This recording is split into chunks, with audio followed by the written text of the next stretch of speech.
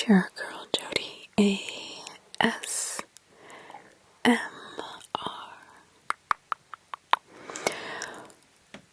Welcome to my channel, or welcome back to my channel. The comfy and cozy cabin. I quickly walked through the cabin, making sure everything was nice and tidy, just right. I've gotten pretty good at getting the whole cabin clean in less than a day. After a quick alignment of the magazines on the coffee table, the place was perfect. Penny would have been proud. The name of the place was the Comfy and Cozy Cabin. Sounds relaxing, right? The cabin was built into a slab of the rock, right in the middle of nowhere, North Carolina.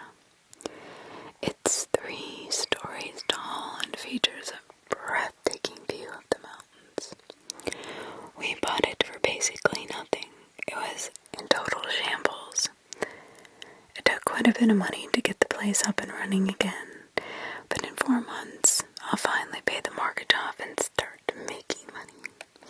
If business keeps up, I'll be able to quit my job. I stood and admired the cleanliness of the house for a few minutes. You could have eaten off the floors. I heard the unfamiliar sound of a car, the sound of rocks being pushed around by the tires and clinking, clinking, clinking upon the bottom of the chassis. Finally, they're here. I stepped out to greet the strangers. My welcoming smile was replaced with a look of shock and disgust. Sam and Martha Anderson from Albert, Florida looked nothing like I expected them to. The elderly couple with sun hats and disposable cameras I had in my mind was replaced by 2 young men. Very thin, very pale individuals. 2 young, very pale. 2 young, very pale individuals. They looked downright sick. Nonetheless, I tried to keep my composure. "How was your trip?" I said, in the most welcoming voice I could possibly muster. It may seem like I'm making a big deal about the way these people looked, but they literally appeared as if they had not eaten for weeks. Like skin was just placed over their bones. "I guess you just had to be there." "It was fun," the man Sam said to me. His voice was completely devoid of emotion, humanity. His eyes never met mine. Sam gazed through me at nothing. There was about 2 seconds of awkward silence. I broke it. My voice felt weak. "Oh, okay. Well, let me give you guys a tour of the place, then I'll be on my..." Martha turned her eyes towards me. They looked glazed over and dead. That's when I realized what these people look like. Walking. Corpses. Martha's voice had a little more pep to it, but I could still feel the same humanless vibe from her. "We'll be just fine. We don't need a tour. We saw the pictures online." She sounded tired. My stomach started churning. They were the first to refuse the tour. There had been some that didn't want it. Wanted me to leave as soon as they got there, but said yes anyway. You can kind of tell these things. The sigh when you open the cabinet, say, "Yeah, I saw this online." I see them glance over to their significant other in a smarmy way. Not a single one of them refused the tour, though. I didn't like this. Not one bit. Are you sure you don't need me to show you where the towels are?" "I think we can manage. Don't worry," Sam said in his emotionless monotone. "All right. Do you have the money? Most people pay for their stay online, but if you prefer to hand me the money in person, I figured someone who drove for hours to get here wouldn't try to con me, so I let it slide. Also, it's not like I wouldn't know where they were if they gave me fake money. I was hoping that Sam forgot to bring it. Oh, I'm so sorry, Sam. You and your ghoulish wife can't stay here. Get the fuck off my property, spooky bastards. But Sam slowly put his hand into his pocket and pulled out a wad of $20 bills. He didn't pull them from a wallet. I counted the money carefully, wishing they were a few 20 short, but I counted it anyway. It was the exact, correct amount. $700. Fuck. Well, that should do it, I said with the most fake enthusiasm I could muster. I hope you enjoy your stay at the comfy, cozy cabin. I'll be back in a week. On a pure mechanical instinct, I put my hand out expecting a handshake. But Sam looked down at my forebeat as if he couldn't remember what to do, until he wrapped his hand around mine. Sam's hand was cold. You don't understand, so cold, like death. My entire body went tense. It felt like I was touching something dirty, something dead. My brain went to work quickly, trying to figure out how a living human could be so cold. It was summer, so he could have the air conditioning blowing on him for 4 hours straight. No, this was colder than that. It was. I realized I was shaking hands with Sam. He stood there with a vacant look in his eyes, moving his hand up, and down.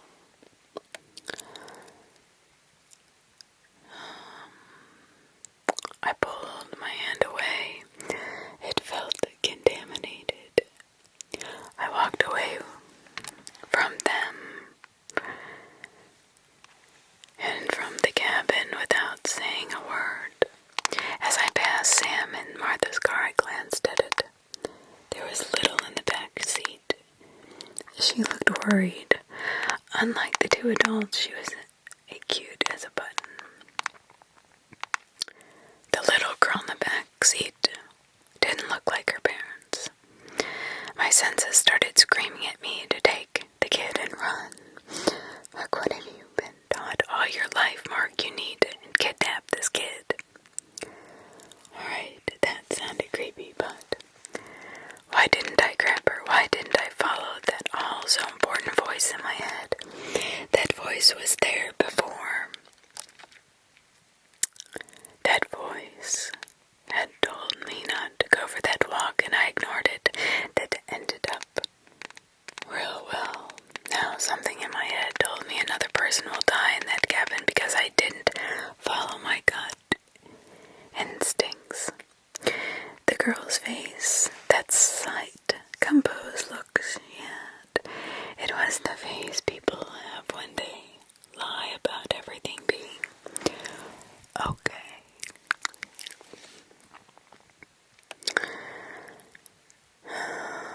I deeply regretted my decision to leave her there. Danny's Bar is one of those places that still exists solely because it's the only place within 30 or so miles to get a drink. Those people, the ones who are doing God knows what in my cabin right now, they made me want to drink, to forget them as quickly as possible. And I honestly can't explain it. They made me feel fear, wanting to curl up in a ball. I was shaken in a way I've never been before. Something was wrong. My instincts were screaming and I was ignoring them. I asked myself over and over again, why did I let them stay at my cabin? I could have come up with a good lie.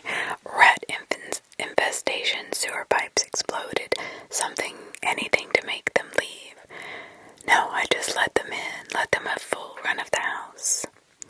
I guess the need to get away from them as quickly as possible took precedence. I ordered that shot of old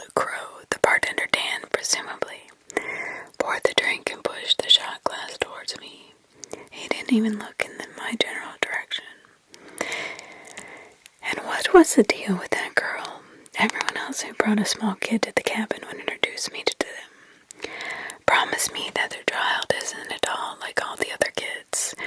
Sam and Martha just left her in the back seat like she was some piece of luggage.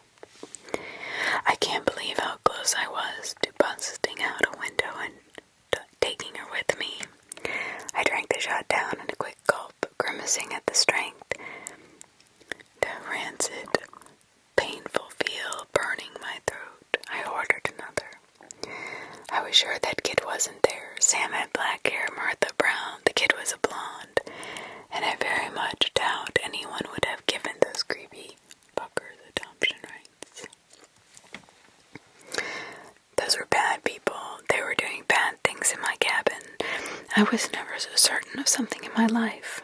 The next shot went down easier. I can't remember how many more I had, which probably means I had way too many. Somehow I managed to get home without a single incident that I could remember. I passed out the second my face hit the bed. I had a very vivid dream that night. The blonde-haired girl stared at me for the entirety of my sleep. Sat and stared. It's the first time I've actually felt time pass normally as I slept. I couldn't move. I was paralyzed. So I watched her look at me with that composed, fearful face for 10 straight hours. She tried to say something once, but it came out in a warbled mumble. Right before I woke up, I saw a shadow slowly appear on her. It was the shadow of a person standing behind me. It raised its hand. She breathed in really deep, like she was going to scream. And then I woke up. My head was pounding. I was experiencing the gentle malaise of a hangover, and my dream had freaked me out pretty bad. Laying back down was not an option. I shambled towards the bathroom sink like a zombie. Splashed water in my face, looked up at the mirror, screamed, and fell back into my bathtub. My eyes looked just like Martha's, dead. 2 minutes away from having my eyelids stitched over, I sat in the bathtub with all the clothes I had on since yesterday for nearly an hour. I finally gathered the courage to stand up and to face my reflection.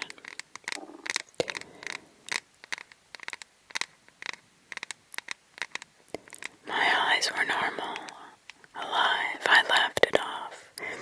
I was in a half-awake state. It was all in my mind. I washed myself and felt 200 times better. I went into the kitchen, started making breakfast.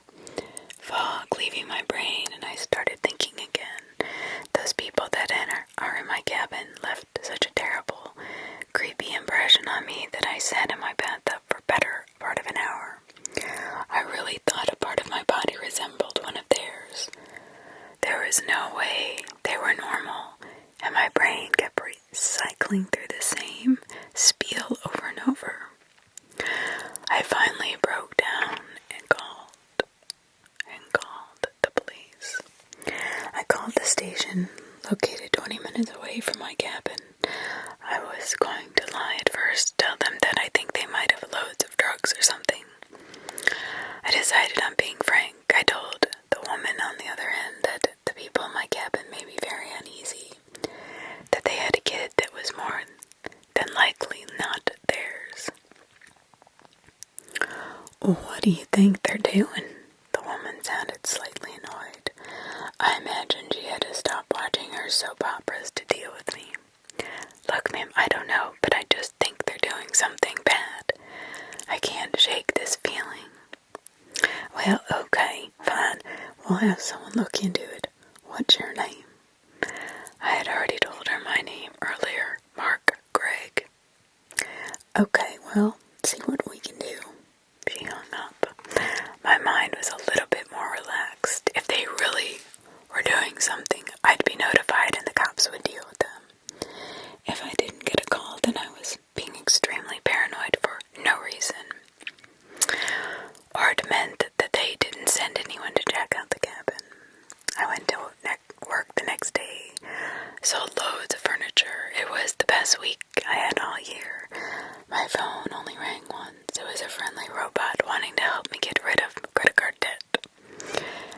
week went on, I stopped thinking about Sam and Martha. I was going to make the dirt puppet to the cabin on Saturday to clean it. I had another group coming up on Sunday.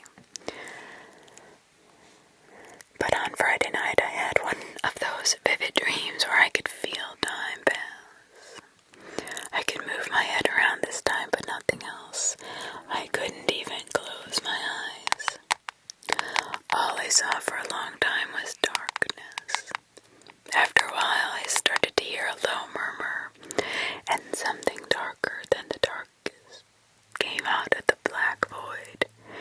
This moved closer and closer until I saw what the dark figure standing before me was. It opened its eyes. They were long dead. The right one was slightly using some kind of pus-like liquid. I couldn't scream. The only sound I could hear was the murmuring. The whispers of a language I'd never heard before. The black thing stared at me for a good hour before it decided to move away. Then it did it. I saw two more figures in black void. One had the same dead eyes. It just stared at me. The other was shorter, the size of a child. It didn't have eyes either. I saw two bloody holes where its eyes were supposed to be. Blood slowly dripped from the small black apparition's eye sockets. The figure with the oozing right eye walked over to the two and stood beside them. The blackness slowly started to seep away. My surroundings slowly became the cabin. The things with eyes became Sam and Martha. They were horribly disfigured. I tried not to look at them. The small figure turned into the little light, the little girl. Her clothes were covered in blood, as were the tips of her hair. Her eyes were gone and still leaking dark red blood. She looked at me with contempt on her face. I woke up screaming. See, it takes me about 2 hours to get up to the cabin. Sam and Martha are supposed to be gone by 3. I waited until 4 to leave. I wanted to make damn sure that I never saw them again. In the back of my mind, I wished for some kind of car trouble on the way up there. Something bad that would stop me from being able to use it for a few days. Unfortunately, my car is unbreakable. Warhorse. I got to the cabin at 6:07 p.m. As I approached the structure, I saw Sam and Martha's car was still in the driveway.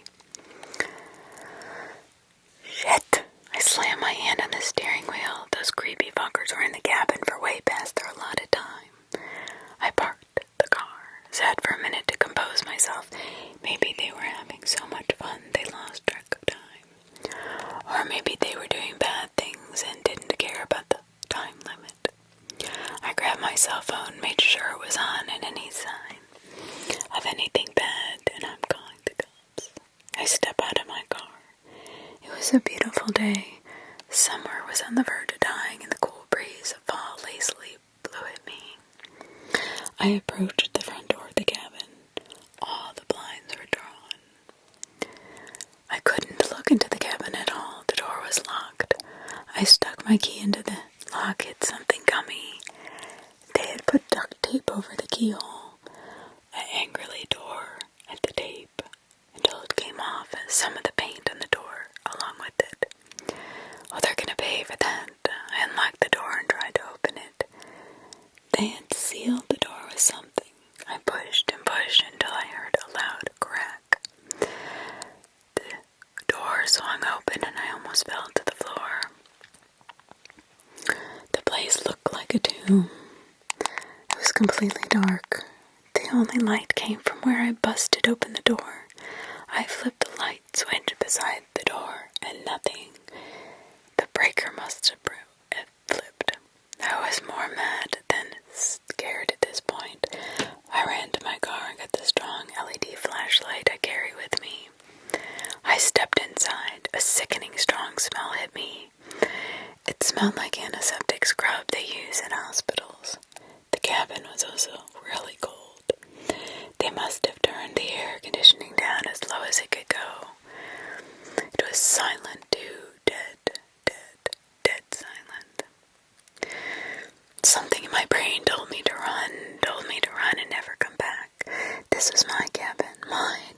I wasn't going to let a little bit of darkness scare me away.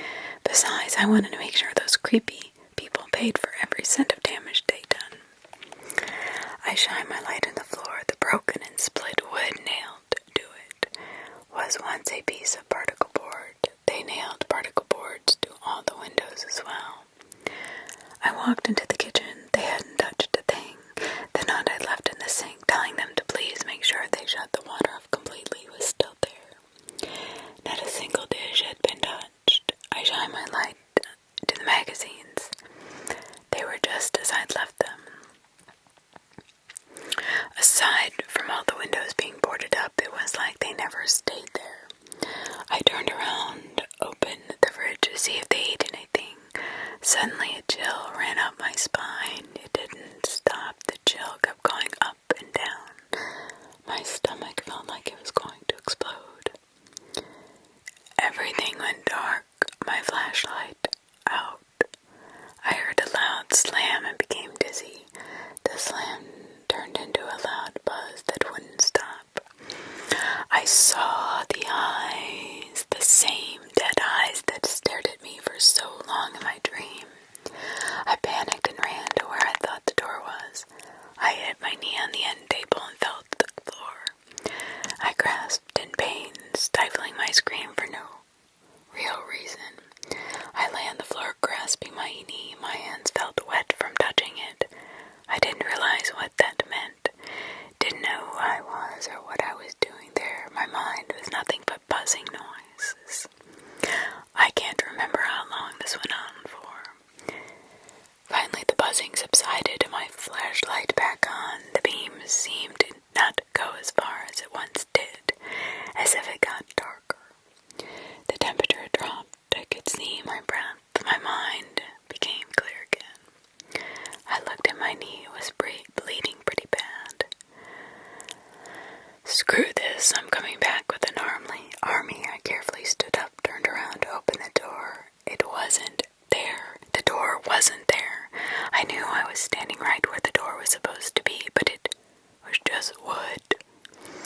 There was a black seam that looked like a burn mark around the wood. The mark was the same size as the door that once was there. I rapped my knuckles on the wood. It was solid. I gave a quick survey of the living room. All the windows were gone as well. They too were replaced with a burnt-on black seam to indicate where they once were. Panic flooded me. What had they done?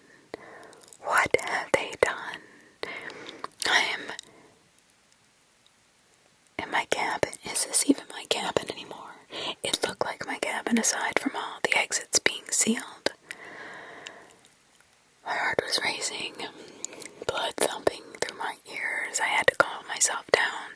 I had to think one step at a time. My leg wasn't a fatal injury, but I had to put a bandage on it.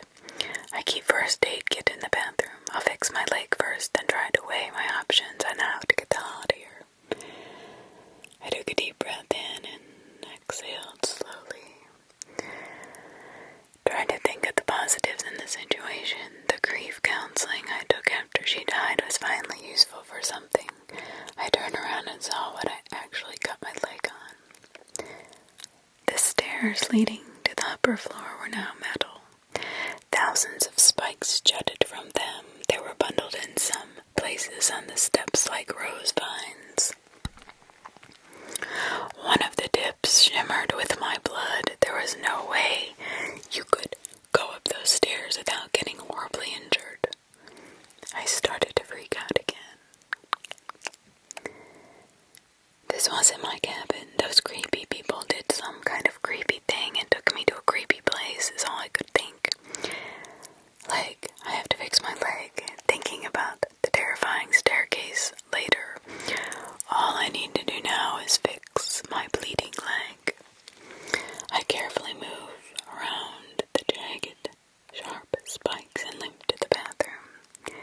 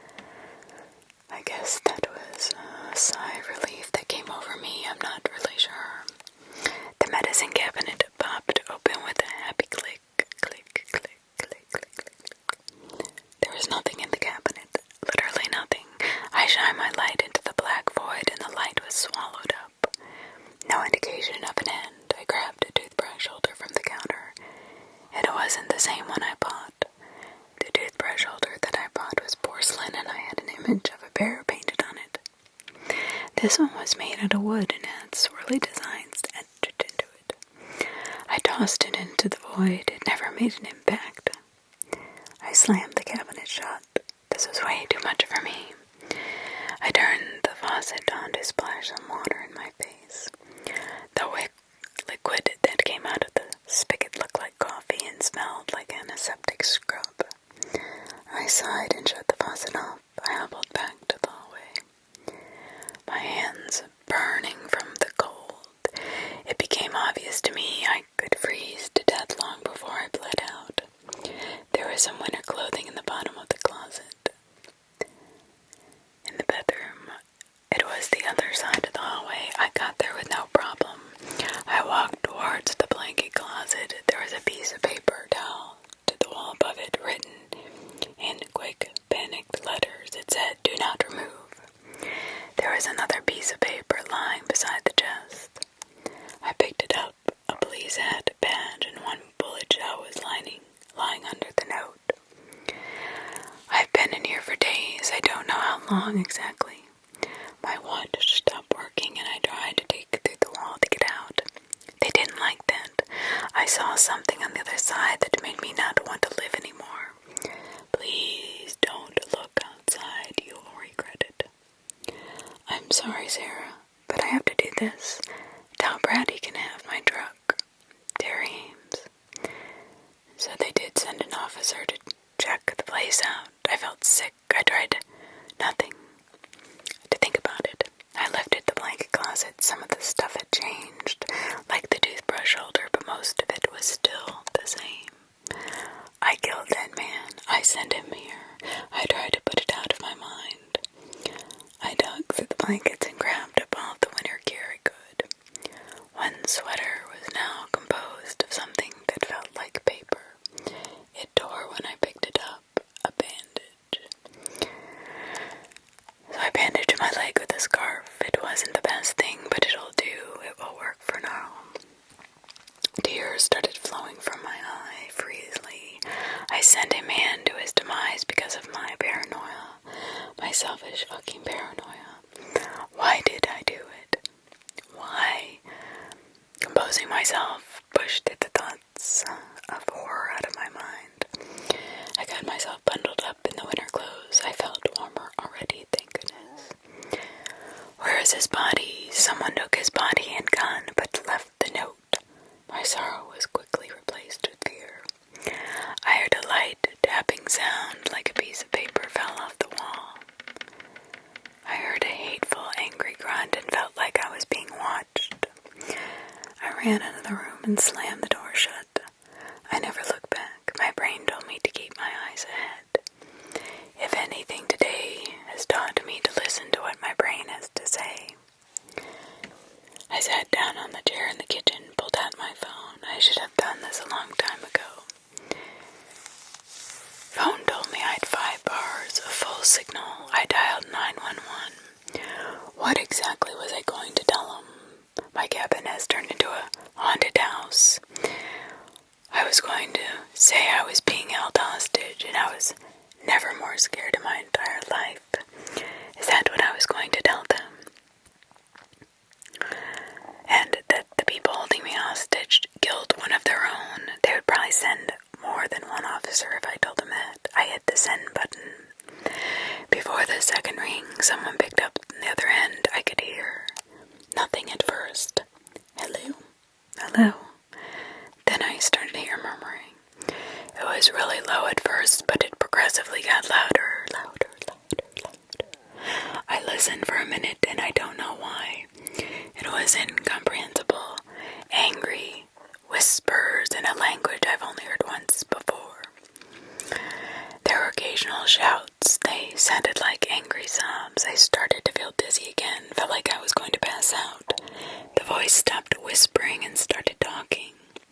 His voice was no longer in my phone. It was right behind me. I felt warm air on my neck as it spoke.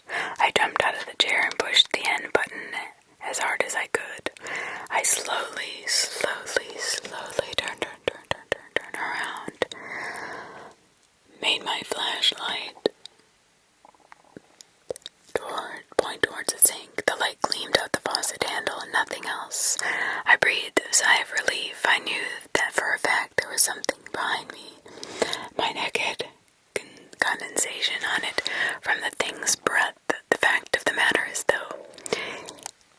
nobody there when I turned around. My phone let out a happy little jingle and vibrated. I got a text message.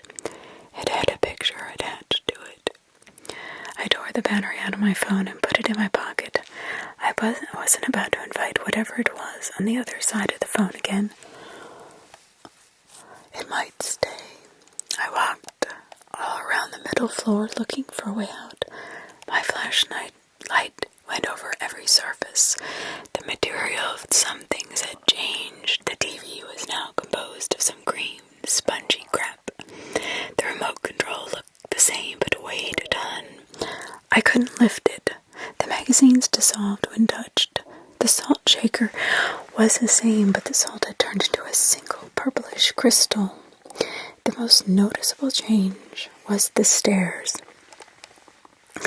They had become an impassable mess of sharp metal thorns. There was no way I could go up them. The door that leads to the bottom floor was still there. I opened it. A cold blast of air hit me. The stair leads down to the landing were gone. They were replaced with the same black void that was in the medicine cabinet.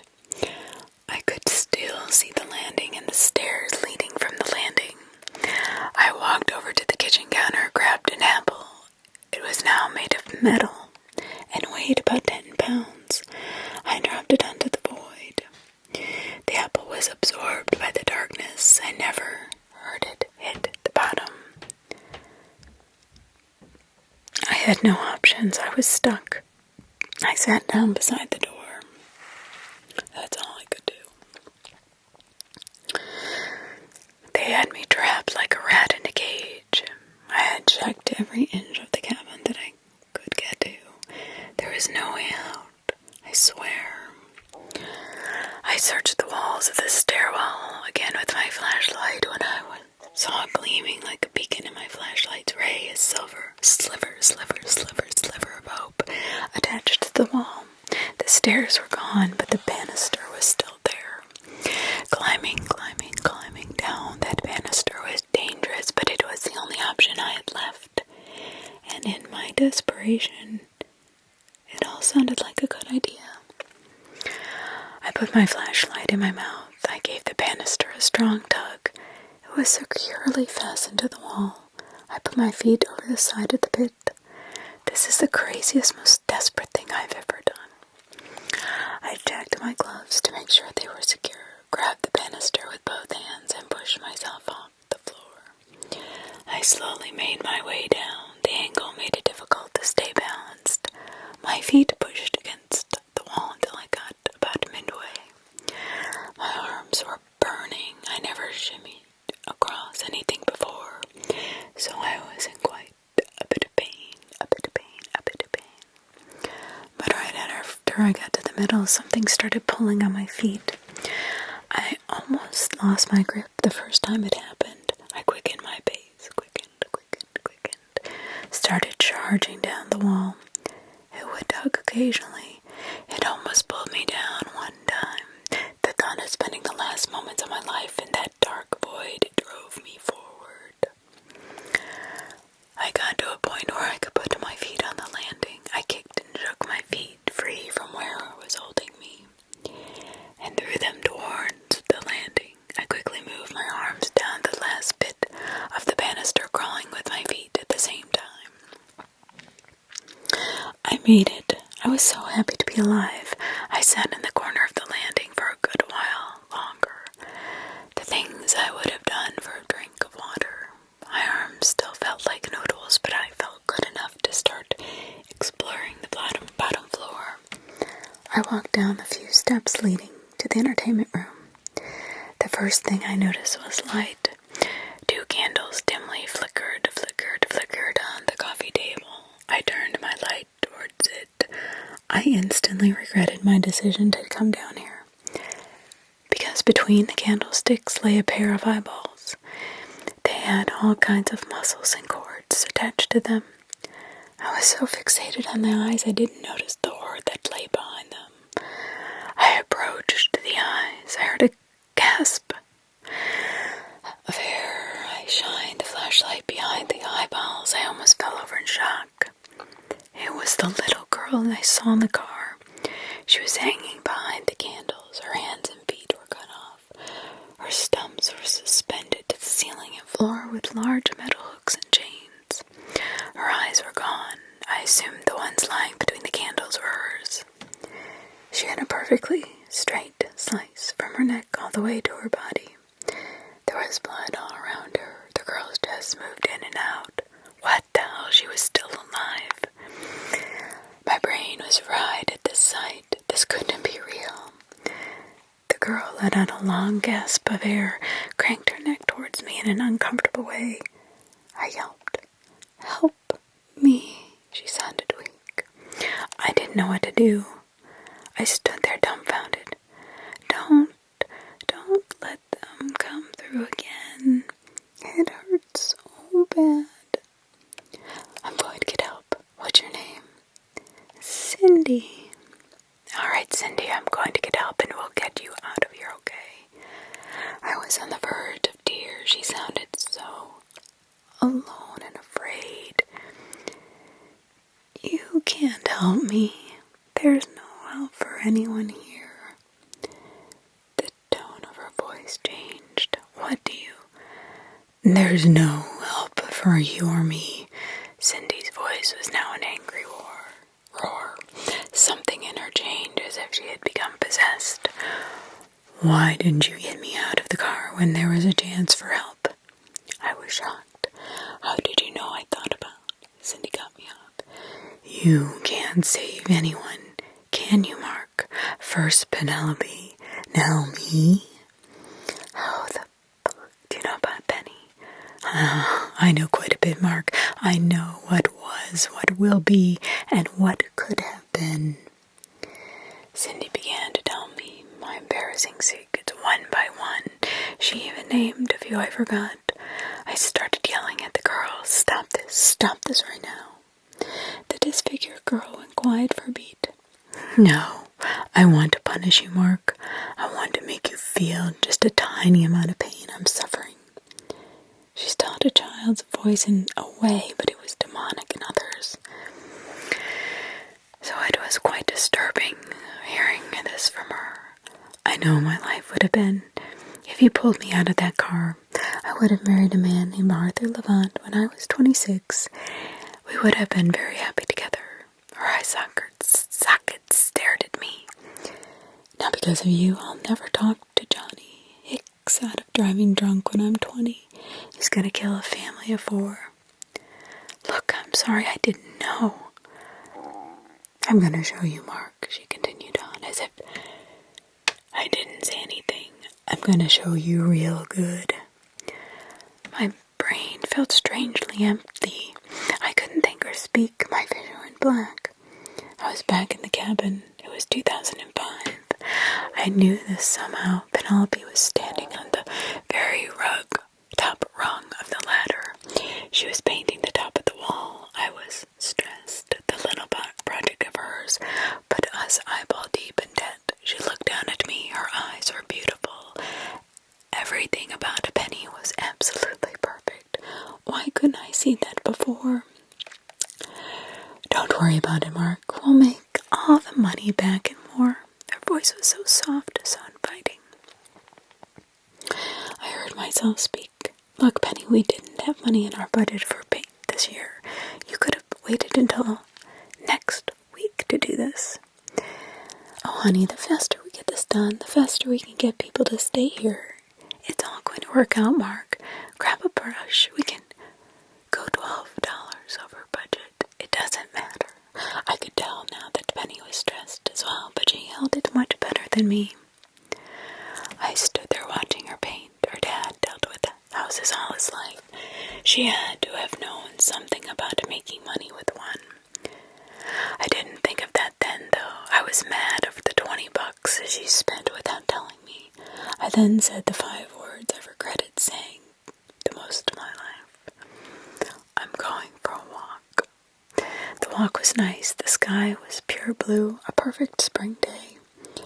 Helped me clear my head. When I came back, I would find Penny on the ground, blood all over her forehead. She fell off the ladder, cracked her skull on the floor, and bled out.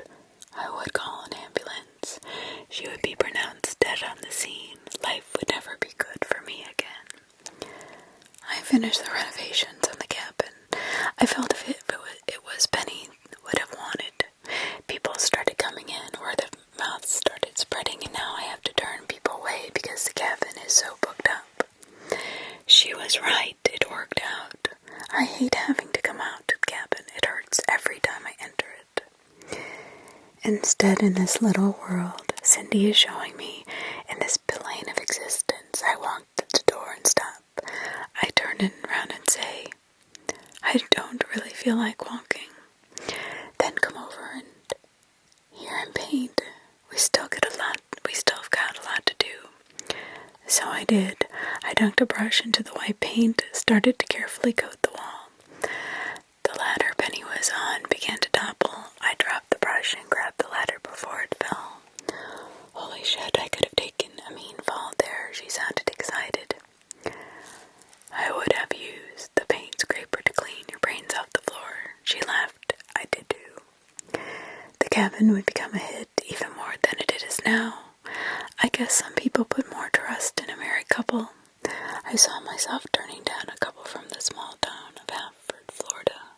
I told the Andersons that we were just too booked up and we were sorry for not being able to squeeze them in that very specific time frame they wanted. We had two beautiful children, Harry and Andrea Gray. Harry would make a modest living as an auto mechanic, and Andrea would become one of the best real estate agents in the South. She could have sold the igloo to the beach. I and Penny tried the cabin. Retired at the cabin when it got too much for us aging bones to care for. We began to live in it permanently. Penelope was beautiful, even in her old age. I would die before her from some type of illness. The last thing I would have seen was my wife, my children, and my grandchildren. Reality came rushing back. I didn't want it to. I was speechless, racked with depression. I would never experience those things, all because of an argument over $12. You didn't save her. You didn't save her. Cindy immediately began taunting me. I moved my light to the mantel. There was an old cast iron fire poker sitting on it. There wasn't even a fireplace down there, but it made a nice decoration. I picked it up.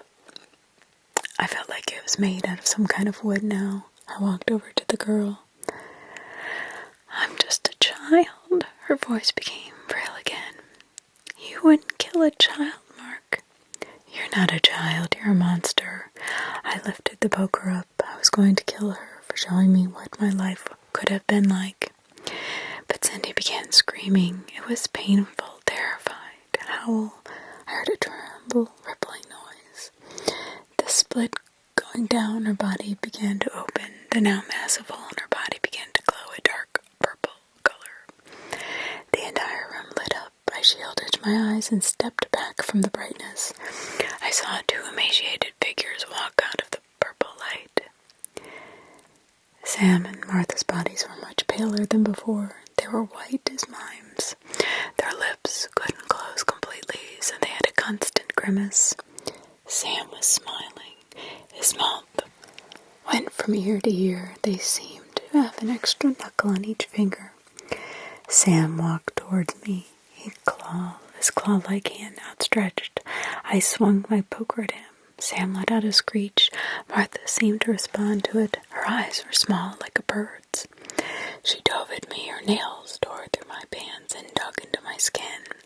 I whacked her on the head with the poker. She didn't let go, didn't react to getting hit. I turned my head around to see Sam knock me square in the face with his long hand. I dropped my flashlight but kept a tight grip on the poker. I fell to the ground. Martha issued a series of hisses and click, click, click, click, click, click, click, click, clicks, clicks. Sam replied in some manner. Sam grabbed me by my jacket. Martha grabbed me by my legs. They began carrying me towards the light. Something in my brain went nuts. I did not want to go wherever the hell they were taking me. They didn't seem to notice that I still had the poker with me, or they didn't care. I swung the poker at Sam, smacked him right in the face. He didn't even flinch. I had no options. They were going to drag me to that place.